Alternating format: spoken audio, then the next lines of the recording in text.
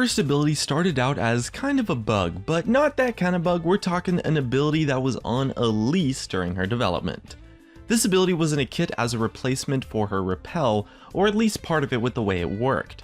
During one iteration of her development, Elise actually wasn't able to jump to a target in spider form after casting repel. Instead, what she could do was place webs within the repel area that would ensnare enemies who ran under her.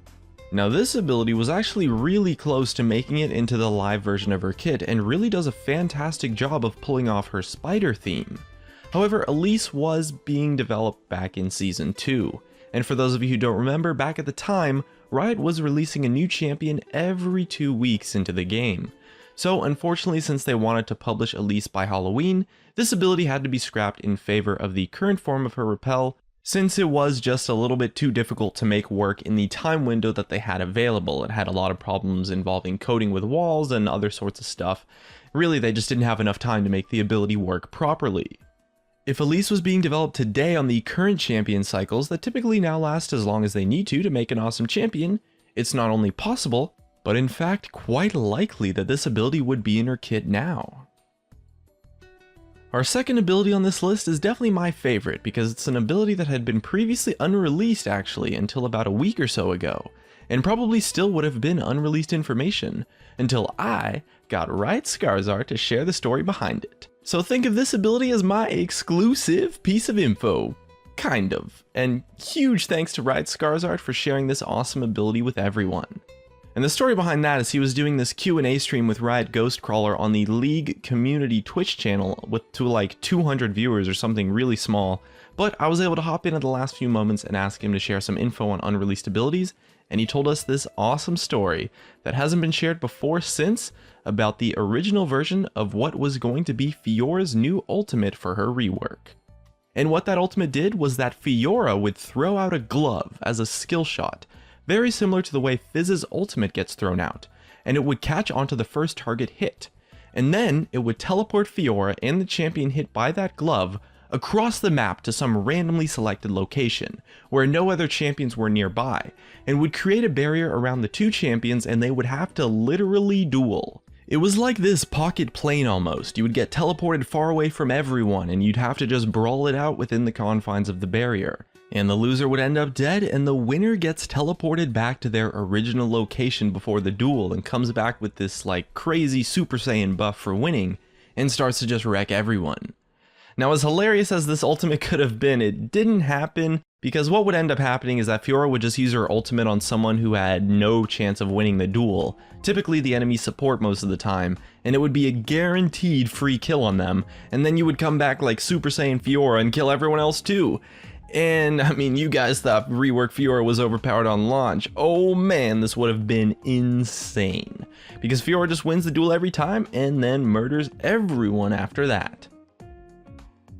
For our third ability, we're going to get a little bit less crazy, but equally as powerful, and it has to do with another ultimate that almost took place in the rework of a champion, this time with Xerath. And it was actually quite similar to the current ultimate that he now has today. In the early version of Xerath's rework, his ultimate was kind of like the same thing that it is now, but instead, it had literally 0 cooldown. And I don't mean like, oh, it had a really short 2-second cooldown. No, I mean literally a 0-second cooldown, with the only limitation being the 0.33 second delay between shots, and the mana cost, which was 20 mana per shot. It's a little bit unclear what the true specifics of the ability were, but it activated in the same way that it does now, in that he kind of sets up and then has to stand still while using it.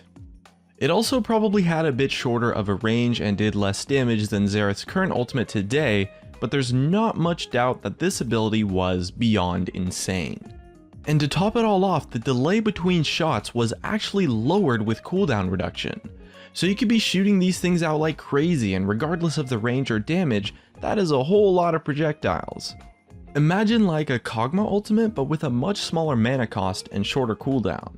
With Xerath's huge range, this kind of ability gave him immense power, and so it was toned down and then probably toned down again and again and again, until it reached the current version of the ultimate that he received in his rework that is still in the game today. For our fourth ability, we're heading back into Crazy Land with Thresh's original ultimate. Riot Gypsy Lord commented on his time in developing when he helped Riot Certainly T work on Thresh, and one of the original designs for Thresh's ultimate was a targeted buff that you could cast on an ally. This buff would turn your teammate into an avatar of undeath, and would give them 60% cooldown reduction. But the kicker is that this cooldown reduction that was given to Thresh by an ally actually stacked with other forms of CDR from items or anything else. So in reality, if you had an ally that had 20% cooldown reduction from items, they would get 80% cooldown reduction. And if they had 40% cooldown reduction from items, well, you guessed it. They're going full sandbox mode with literally 100% cooldown reduction. Riot Light, watch out, as this Thresh ultimate was literally just that insane. And although we don't really know how long the buff lasted for, I'm sure it was long enough to cast your ultimate at least a few times, if not more. And the version of this ability that Rioters tested probably lasted long enough to get off around 8 or maybe even 10 or more ultimates if you had that 40% cooldown reduction. Needless to say, this ability was just mind-blowing, and although it might have had some potential in a different form or some kind of a different ability, I mean, the concept of giving your ally additional cooldown reduction is pretty cool, but 60% is way too much, and this ability was scrapped for, well, for being broken as hell.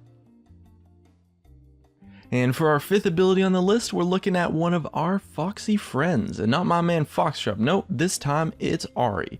Although Foxtrap does have some crazy abilities himself, if you know what I'm saying. Anyways, Ahri was a champion released back in late 2011 that came with the launch of the Korea League of Legends servers, meaning that her development cycle took place during Season 1, perhaps even earlier, and since she was designed by Colt Hallam, aka Riot Ezreal. As the saying goes, if it's a Colt Hallam champion, it's an overpowered champion. And on release, Ahri was quite overpowered, but during her development, her ultimate went through a phase that I like to call the Kassadin phase, because that original design of her ultimate was essentially a Kassadin ultimate, in that she could travel all over the map as long as she had the mana. However, it was much more than a Kassadin ultimate. The mana costs were so much more forgiving, and the cooldown was shorter as well, to the point where that crazy lady was just flying across the entire map so long as she had the mana. Essentially, imagine Ahri's current ultimate, just with unlimited charges instead of 3. And if that's not insane, then I don't know what is, because that foxy lady had a little bit more bite than I ever want to face. Ahri's strong enough on her own already, but I mean, this kind of thing within her kit would be